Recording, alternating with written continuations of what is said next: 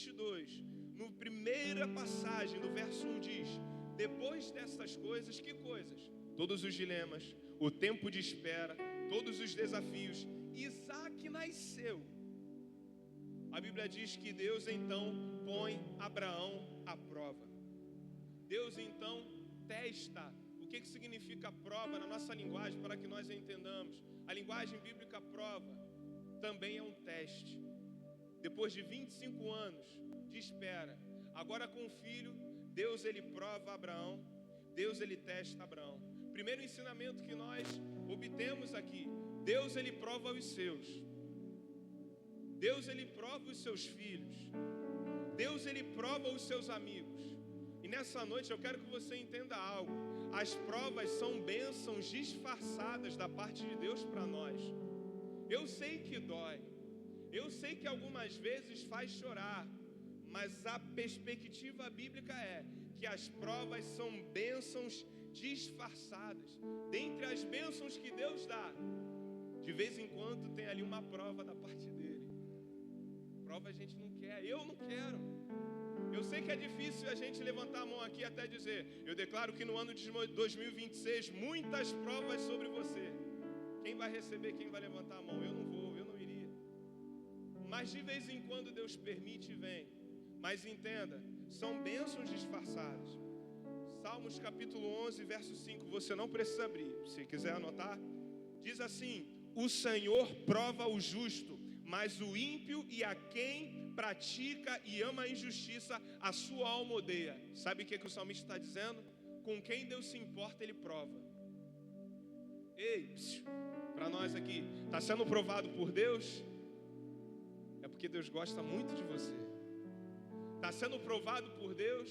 É porque Deus ele te ama muito, quer te abençoar de uma forma poderosa. Eu quero te dar alguns exemplos aqui e te dizer, meu irmão, que as maiores provas que Deus muitas das vezes dá é para aqueles que são mais chegados dele. Você sabia disso?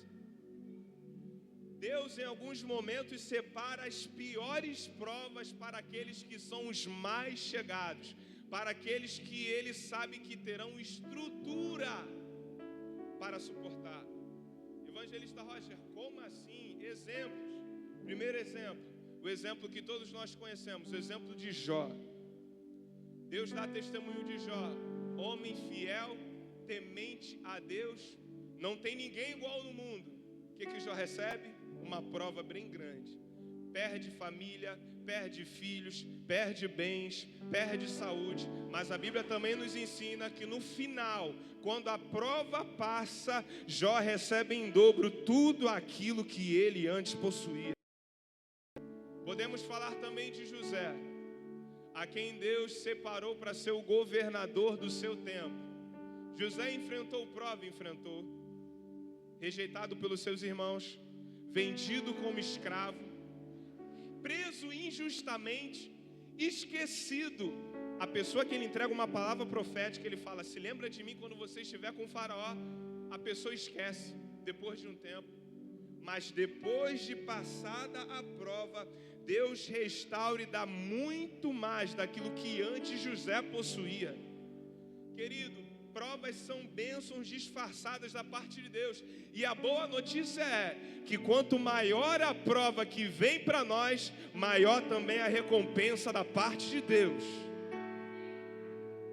A prova é grande, então a recompensa também é maior ainda. A prova tá difícil, tá pesada, meu irmão, pode ter certeza que quando a prova passar e você for aprovado, tem bênçãos grandes da parte de Deus para você. Tem bênçãos grandes da parte de Deus para você. Por quê? Porque Deus recompensa. Gente, qual foi a prova de Deus para Abraão? Abraão tinha acabado de receber o filho que levou 25 anos. Ok? Às vezes nós temos dificuldade para orar por uma coisa há um ano. Abraão esperando 25 anos. Depois de 25 anos, estou com o filho nos braços, o enxoval feito. Mostrei para todo mundo o meu milagre. Postei no Instagram, no status, todo mundo está sabendo. Aí Deus, ei, Abraão, vem cá. Me entrega o seu filho. Meu Deus do céu, Senhor, o que é isso? Gente, Deus prova Abraão pedindo o filho dele. Depois de tudo aquilo que Abraão enfrentou. E entrega o teu filho a Abraão. Abraão o que faz? Obedece. Sabe o que nós aprendemos com isso? Sempre quando Deus ele te pede algo, não é porque Deus quer arrancar algo de você, é porque Ele quer te dar algo muito maior do que aquilo que você tem hoje. Sempre quando Deus ele te exige algo, eu sei que algumas vezes pode doer o coração. Eu sei que alguns sacrifícios podem fazer com que a renúncia rasgue o teu peito. Mas eu quero te dizer nessa noite, se Deus está pedindo entrega, porque aquilo que Ele tem para te dar é muito maior do que aquilo que você hoje possui. Como é que então, evangelista Roger, Deus me faz subir de nível? Como é que evangelista Roger, Deus me faz entrar no novo ciclo? Como é que evangelista Roger, eu vou viver aquilo que eu nunca vivi? Ei, muitas das vezes Deus ele coloca uma porta de acesso e nomeia essa porta de provação. E nós precisamos entender isso, gente. Tiago, líder da igreja, ele chega a falar aos seus, em Tiago capítulo 1, verso 2, sabe o que ele diz? Meus irmãos, se alegrem pelo fato de passarem por várias provações. Olha que doideira. Naturalmente falando, está passando por muita provação, se alegre. Eu abro um parênteses aqui. É provação que Deus ele permite, não é situação complicada que eu me coloco, não é consequência do meu pecado, da minha falta de sabedoria, não é consequência da minha irresponsabilidade. Ei, é prova que aquele que se mantém fiel a Deus, mesmo assim ele permite. Tiago diz, se alegre. Por quê? Porque Deus é masoquista, sim ou não? Não.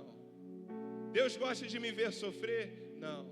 É porque mesmo passando pelo vale da sombra da morte, mesmo enfrentando momentos difíceis, depois da prova, há uma recompensa muito maior da parte de Deus para mim e para você. Talvez eu estou falando para pessoas aqui que no ano de 2025 enfrentaram provas que até então não entenderam por que passaram. Sabe por quê? É porque no próximo ano Deus tem coisas grandes e recompensas grandes para aquele que não desistiu em meio à prova.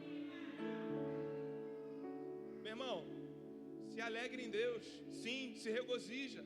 Pau quebrou no ano de 2025, talvez faca voou, tiro voou, e você está aqui adorando ao Senhor no último domingo de 2025. Talvez todo mundo que estava do seu lado parou de caminhar e você continua a caminhar. Ei, se alegre porque Deus tem recompensa da parte dele para a tua vida, irmão. Porque Deus ele não quer tirar nada de nós. Ele quer sempre dar para nós algo maior. Sempre algo maior. Abraão, Deus prova, chega para ele e diz: Abraão, ele responde: eis-me aqui, Senhor, verso 2. Toma o seu filho, seu único filho.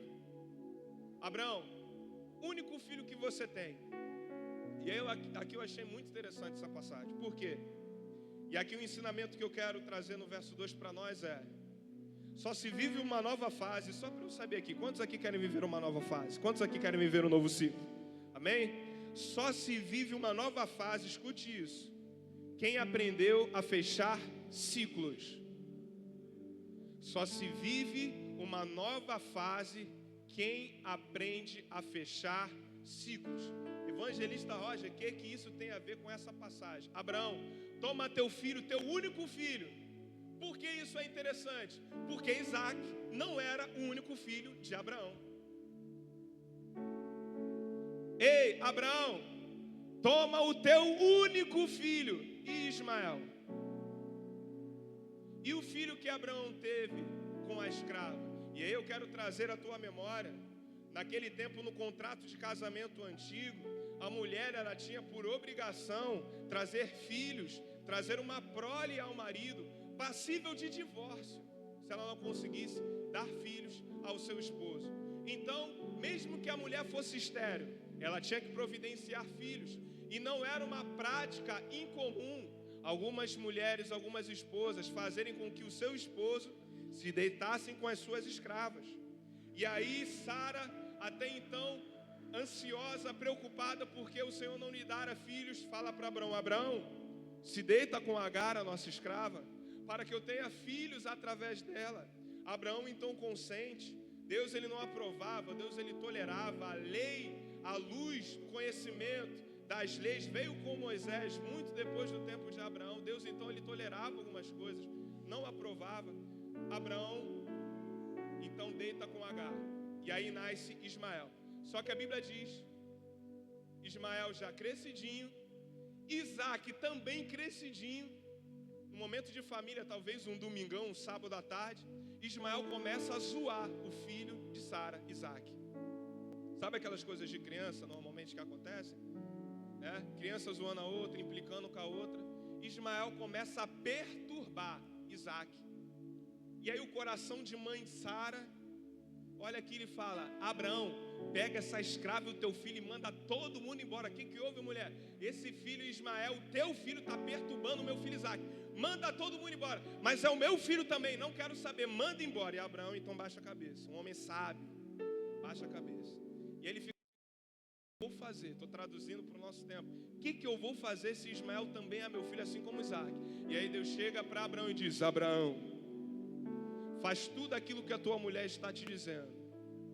Porque o que eu tenho contigo é com Isaac, o filho da promessa. Mas por causa de você, também eu vou abençoar Ismael. E ele vai se tornar uma grande descendência por tua causa. Só que, queridos, nós precisamos entender. Abraão expulsa Ismael e expulsa Agar, para que Isaac pudesse crescer e pudesse se envolver. Ismael fala do ciclo antigo de Abraão. Ismael fala da fase antiga de Abraão, que agora estava perturbando Isaac, que pertencia à nova fase que Abraão estava vivendo. Aquilo que era do passado de Abraão estava perturbando aquilo que era do seu presente. Aquilo que era fruto da escravidão estava atrapalhando e perturbando aquilo que era fruto da promessa. Ei, se você quer viver coisas novas, um novo ciclo e uma nova fase diante de Deus, você tem que deixar ir aquilo que é do ciclo antigo do teu passado. Ei, deixa Ismael ir embora. Sim, tem muita gente que está vivendo novo turbada. Está vivendo a promessa e não tem paz. Como pode isso, pastor Júlio? Tem gente que está vivendo, tem carro novo, casa nova, emprego novo, relacionamento novo, igreja nova e não tem paz. Está perturbado. Por quê? Porque está deixando que Ismael ainda vive na casa que não é para morar. Eu vou perguntar de novo aqui só para saber. Quem aqui quer viver um novo ciclo, uma nova fase nesse ano de 2026? Ei, eu sei que dói, mas deixa Ismael e Agar ir embora. Hábitos antigos, deixa eles irem embora. Pensamentos antigos, deixa ele ir embora. Tem gente que está trazendo sentimento do passado, carregando consigo ainda hoje. Memórias do passado, de 2019, 18, 2020, carregando no ano de 2025. Nunca tem paz. Nunca tem paz. Deus está dizendo para você: o tempo de Ismael acabou. Deixa Ismael ir embora e Deus vai trazer uma nova fase sobre a tua vida, sobre a tua casa, sobre o seu trabalho, sobre os teus negócios. Eu sei que dói e por isso se chama aprovação. Sabe por quê? Porque durante muito tempo Ismael foi fruto do nosso amor. A gente dedicou muito tempo a Ismael. A gente dedicou suor, lágrimas a Ismael. A gente dedicou comprometimento e carinho. E Deus agora fala para nós: Ismael não é mais para você. Deixa Ismael ir. Eu sei que às vezes dói. Mas nada se compara com aquilo que Deus tem preparado para mim e para a tua vida, meu irmão.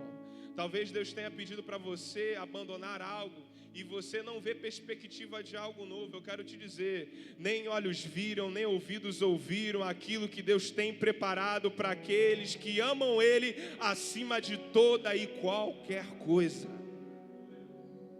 Acima de toda e qualquer coisa, meu irmão. Isaac só se desenvolveu e cresceu depois que Ismael foi embora. Vire para o seu irmão que está do seu lado e diga para ele: deixa Ismael ir embora, vaso. Fala mais forte: deixa Ismael ir embora. Abraão, eis-me aqui, Senhor. Pega o teu único filho. E aqui parece que Deus tortura Abraão. Pega o teu filho, teu único filho, a quem você muito ama.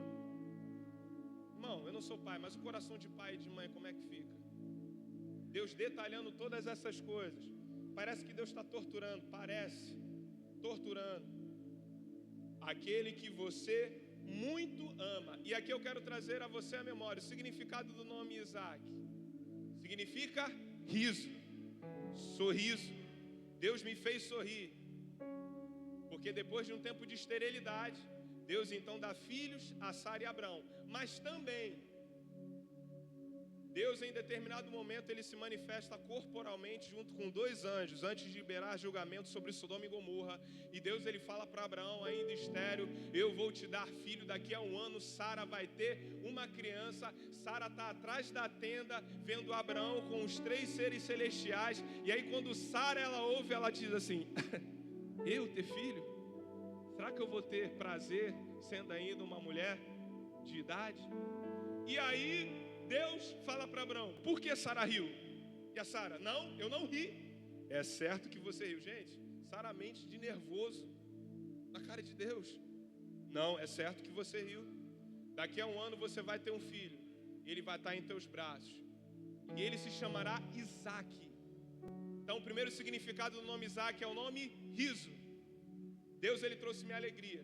Mas o nome Isaac também simbolizava riso, porque Sara, ela riu atrás da tenda. Toda vez que Sara olhasse para Isaac, ela ia se lembrar: mesmo eu duvidando da promessa de Deus, ele é aquele que cumpre todas as suas promessas. Ele é aquele que cumpre todas as suas promessas, mesmo que um dia eu tenha rido. Então Abraão, o filho que você tanto ama, sim, Deus, Abraão, e aí para que nós entendamos, entrega Isaac. Que Isaac, Senhor? Entrega o teu sorriso para mim, entrega a tua alegria para mim. Mas Senhor, que é isso? Eu esperei tanto tempo por isso. A quem você ama, entrega o seu amor para mim. Qual é o seu maior amor? Entrega para mim. Deus pede o sorriso de Abraão, Deus pede a alegria de Abraão, Deus pede o amor a Abraão. Deus, ele pede tudo, irmão. E aí eu te pergunto: o que fazer quando Deus aparentemente nos conduz a caminhos de tristeza na nossa vida? Parece, existem momentos onde Deus, ele vai pedir algumas coisas que parece que ele está nos empurrando à tristeza. Existem alguns caminhos que nós não entendemos que Deus, ele pede para nós trilharmos, que parece que Deus está nos levando ao caminho de tristeza. Parece que a nossa alegria, assim como Isaac de Abraão, está sendo drenada. Será que só eu já passei por essas situações? Você não precisa responder. Situações onde Deus, ele pede algumas coisas que vai temporariamente nos trazer tristeza. E aí, irmão, quero que você entenda nessa noite o que fazer. O que Abraão fez quando Deus pediu a sua alegria, pediu para matar aquilo que lhe trazia maior prazer? Abraão simplesmente obedeceu. Mesmo não entendendo, ele obedeceu. Mesmo não encontrando o porquê, Abraão obedeceu. A Bíblia diz, Hebreus capítulo 11, verso 8, que Abraão foi chamado de pai da fé, porque quando Deus fez a promessa, ele obedeceu. Abraão, o pai da fé, que não curou um enfermo, que não ressuscitou um morto. Eu não estou dizendo que essas coisas não são importantes, mas no contexto que nós estamos dizendo, Abraão não ressuscitou um morto, coisas que exigiriam bastante fé, sim ou não? Sim. Mas Abraão simplesmente obedeceu, sabe por quê? Porque às vezes, gente, aplicar fé na obediência, mesmo quando a gente não entende, é difícil, mas é necessário. Evangelista Roger, e algumas pessoas dizem: não vou mais para a igreja. Por que você não vai mais para a igreja, campeão ou campeã? Porque eu me entristeci muito. Oxi, isso é motivo para deixar de ir? Obedeça mesmo triste, irmão. Desisti do meu sonho porque enfrentei um caminho de tristeza muito grande hoje. E isso é motivo para desistir? Obedeça mesmo em meio à dor, obedeça mesmo em meio às lágrimas, obedeça mesmo em meio à dificuldade, obedeça mesmo em meio à traição, obedeça mesmo em meio à decepção, obedeça mesmo quando você não vê resposta, porque a fé, irmão, o fruto da fé é o fruto da obediência. É o fruto da obediência. Abraão, ele obedece. E eu quero que você entenda a gravidade disso. Deus, ele pede um sacrifício do filho. Justamente aquilo que Deus, ele condenava dos outros deuses pagãos. Você entende? Eu quero que você tenha essa consciência. Talvez uma crise de fé que Abraão tenha enfrentado. Abraão é gente como a gente. Deus, como é que o Senhor primeiro me dá um filho depois de muito tempo e me pede ele? Já não entendo. Ainda por cima, o Senhor me pede para matar esse filho, o que o Senhor condena das outras nações pagãs. Aparentemente daria para entender? Não. Mesmo não entendendo, Abraão, ele obedeceu. Ele obedeceu por quê? Porque Abraão, ele tinha fé no caráter de Deus. Abraão, ele conhecia quem Deus era. E ele sabia, se Deus está pedindo essa coisa, por mais louca que seja essa coisa, é porque Ele está me provando, Ele tem coisas grandes para a minha vida. Porque o meu Deus é um Deus que me ama e Ele cuida de mim. Ei, meu irmão, a fé, ela não é cega. Não é obedecer de forma cega, não. Abraão obedeceu porque ele viu o caráter de Deus e ele confiava. Eu não entendo, mas eu confio. Eu não sei o que vai acontecer, mas eu sei de um Deus que tem um caráter imutável e que me ama e quer o melhor para mim. O Deus que me fez a promessa. Gente, quantas vezes em 2025 nós duvidamos do caráter de Deus? Duvidando de sua palavra. O que nós homens dizemos? Um homem pode perder tudo, pode perder carro, casa, família. A única coisa que um homem não pode perder é a sua palavra. Se um homem perder a sua palavra, ele perde o seu caráter. A sua palavra está intimamente ligada ao seu caráter. Da mesma forma, quando nós duvidamos das promessas de Deus, nós colocamos em xeque o seu caráter. Meu irmão, isso entristece o coração de Deus. Se sem fé é impossível agradar a Deus, com a dúvida e com a incredulidade, o coração dele é rasgado de tristeza. Quando nós duvidamos e colocamos em xeque o seu caráter, o coração de Deus, ele é tocado por nós, com tristeza, com pesar.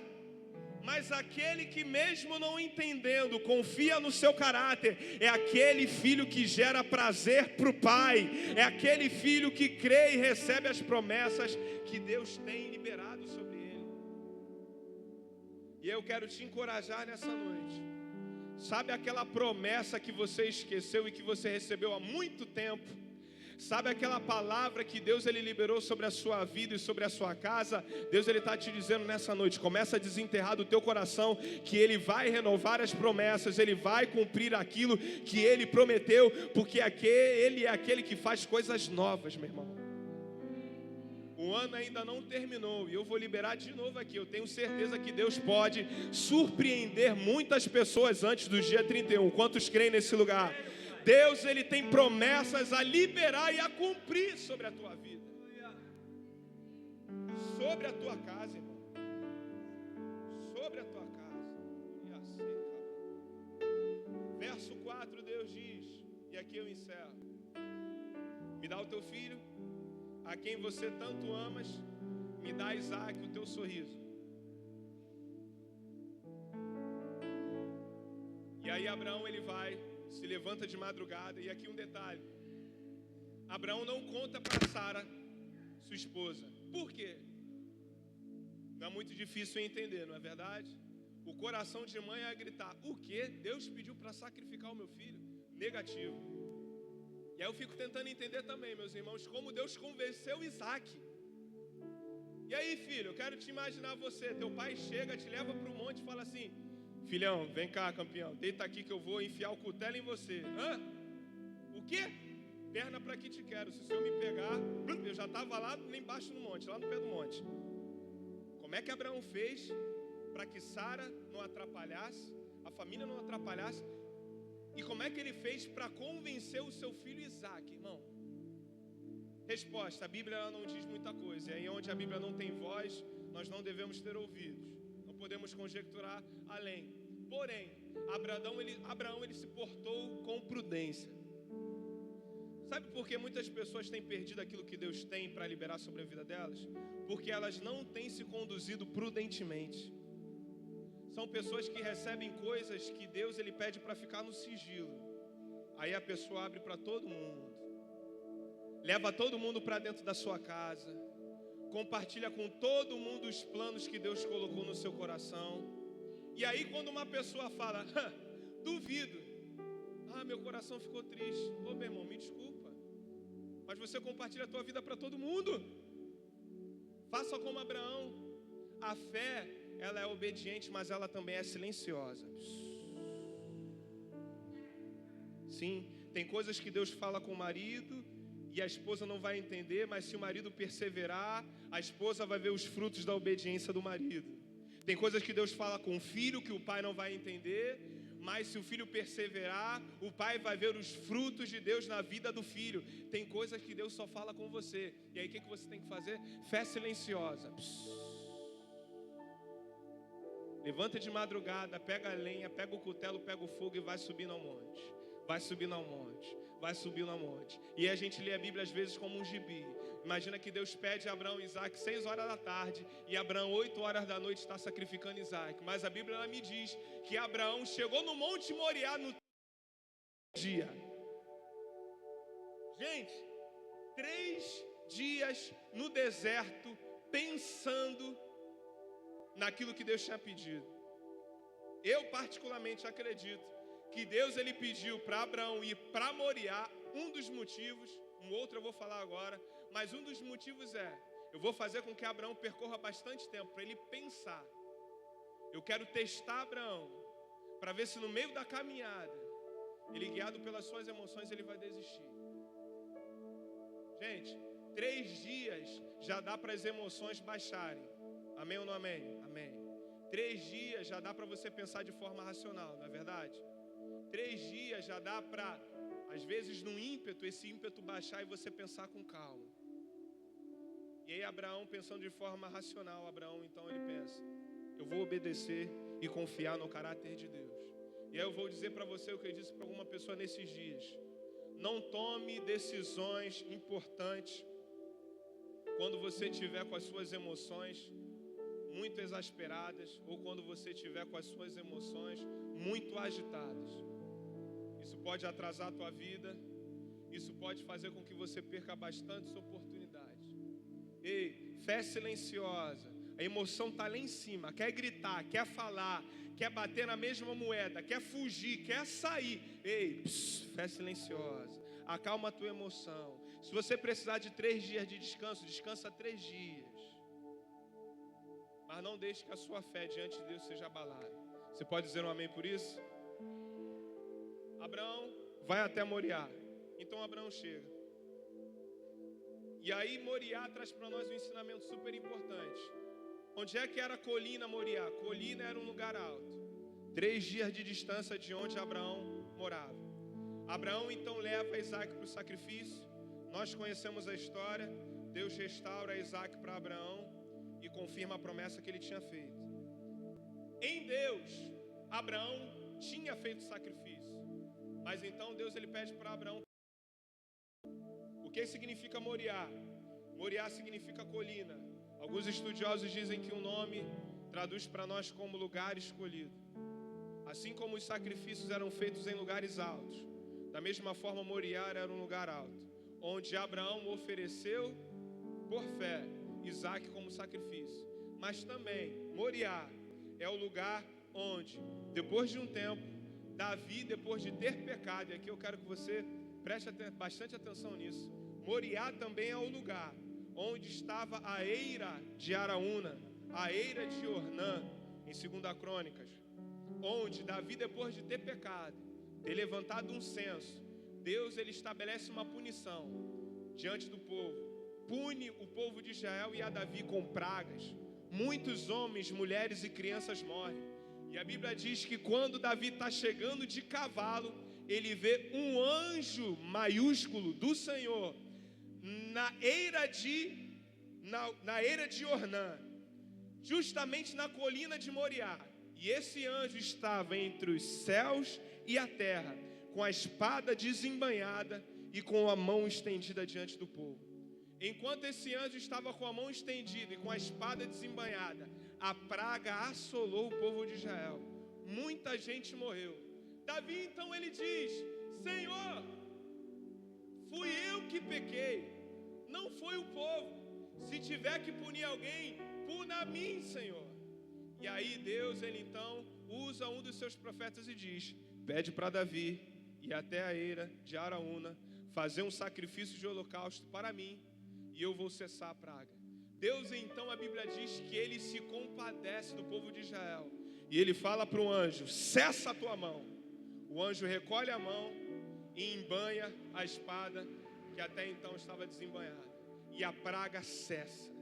Tudo isso aconteceu na colina de Moriá, no monte Moriá, mesmo lugar onde Abraão sacrificou Isaac. Também foi ali que, depois de cessada a praga, Davi ele diz: aqui eu vou estabelecer e vou construir um templo em homenagem ao Senhor. Deus então diz: Davi, você tem mãos ensanguentadas, você não vai construir, quem vai construir vai ser o teu filho. Davi organiza tudo, dá as instruções para Salomão. Salomão constrói o templo, inaugura o templo, lá onde? No mesmo lugar onde Abraão ia sacrificar Isaac, no monte Moriá. Queridos, eu quero que você entenda que aqui nós estamos falando de dois episódios.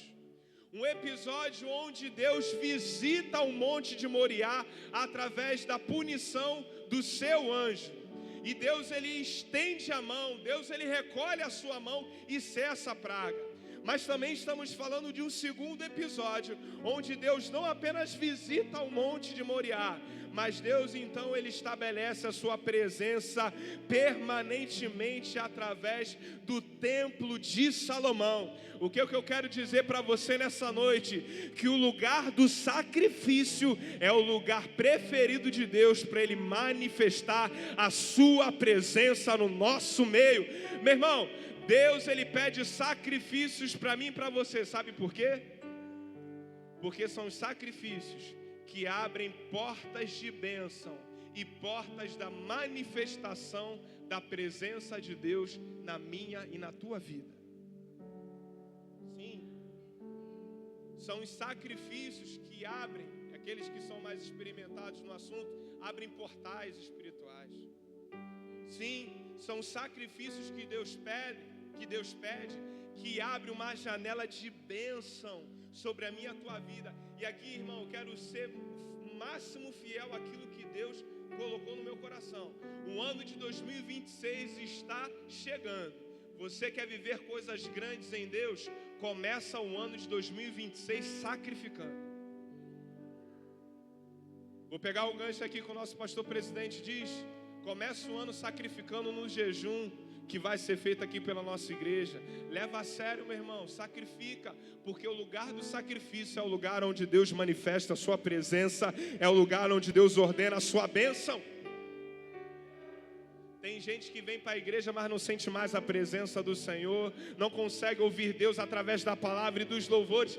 Sabe por quê, irmão? E me desculpe, talvez é porque haja muita carne, talvez é porque haja muita naturalidade. O seu homem natural precisa ser sacrificado.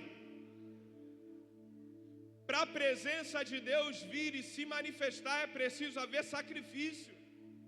Qual foi o lugar, o ponto de contato onde o anjo entre o céu e a terra se manifestou? Monte de Moriá.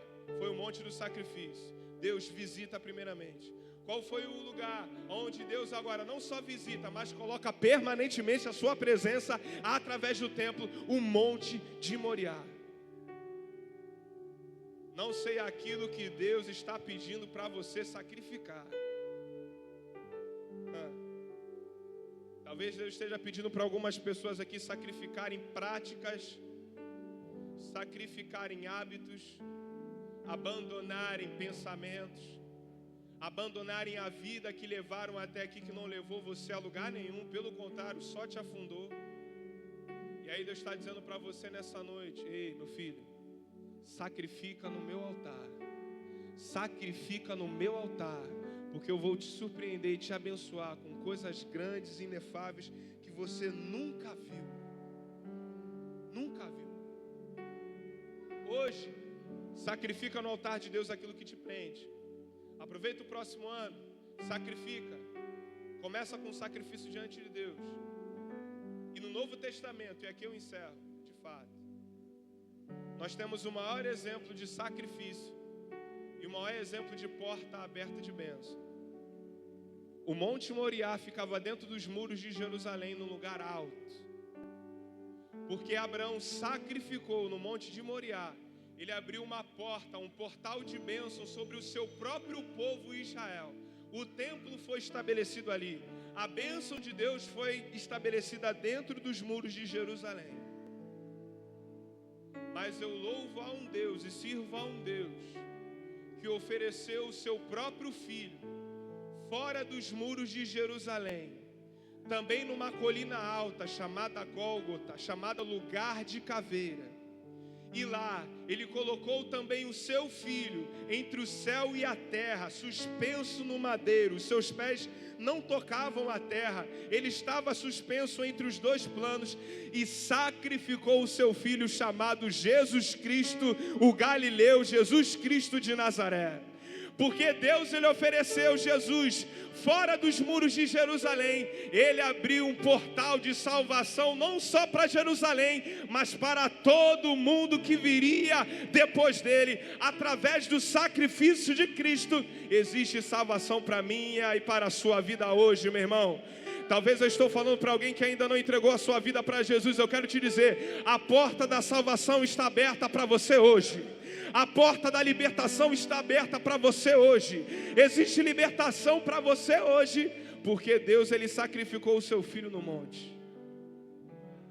Porque Deus, ele sacrificou o seu filho na colina e no lugar alto. Quero te convidar, se você se colocar de pé nessa noite. Se coloque de pé nesse lugar. Eu não vou chamar você aqui na frente, no seu lugar. Você vai fazer essa oração juntamente comigo, através dessa palavra. O Espírito Santo pulsou muito no meu coração sobre essa questão de ciclos que não são fechados e que vão te atrapalhar na novidade que Deus tem para você. Então eu peço que você olhe para mim por um instante. O que é do ciclo antigo que você ainda não sacrificou no altar de Deus? Deus, ele tem uma porta, imensa, para liberar de bênção sobre a tua vida e sobre a tua casa. Mas existe um Ismael escondido aí. Existe algo do ciclo antigo escondido aí. E aí eu peço que o Espírito Santo te ajude e você traga a tua memória agora, hein? O que você precisa sacrificar no altar de Deus? O que você precisa abandonar? Talvez eu estou falando a pessoas aqui que já tomaram a decisão de abandonar, mas por algum motivo Isaac saiu correndo. Mas por algum motivo voltaram atrás no sacrifício. E aí você tem que trazer Isaac novamente, trazer para o altar. Talvez no outro dia trazer Isaac novamente, até que você tenha a decisão de fato de cortar, sacrificar aquilo que te afasta do que Deus tem para você. Pensou aí? Trouxe a tua memória? Agora feche teus olhos no seu lugar. Feche teus olhos, comece a entregar isso no altar de Deus. Imagine que nesse ambiente há um altar espiritual nesse lugar. Eu creio que Deus tem um ano e dias novos de bênção, de prosperidade, de avivamento, de santidade, de quebrantamento para a minha vida, para a tua vida, mas nós precisamos deixar no altar. Espírito Santo, pinta no nome de Jesus na mente dos meus irmãos aquilo que eles precisam abandonar. Pinta na tela do coração e da mente, Senhor. Traz luz no nome de Jesus. E quando o Senhor traz luz, o Senhor condena. No nome de Jesus, tudo aquilo que está no recôndito, no quarto escuro do coração, traz a luz, Espírito Santo. E eu peço a Ti, nos ajude a entregar no Seu altar, nos ajude a colocar diante do Senhor, nos ajude a sermos fiéis e não termos amores maiores que o Teu, não termos alegrias maiores do que a Sua, Senhor. Pai, nós oramos que nada venha roubar o lugar que o Senhor tem no nosso coração. Se for preciso sacrificar Isaac, nós sacrificamos.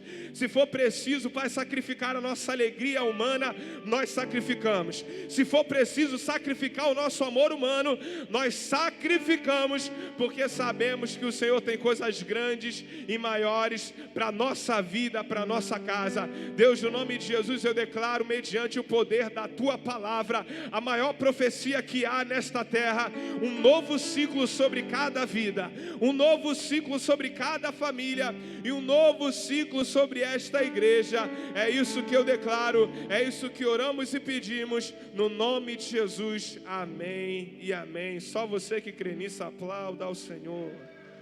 Glória a Deus.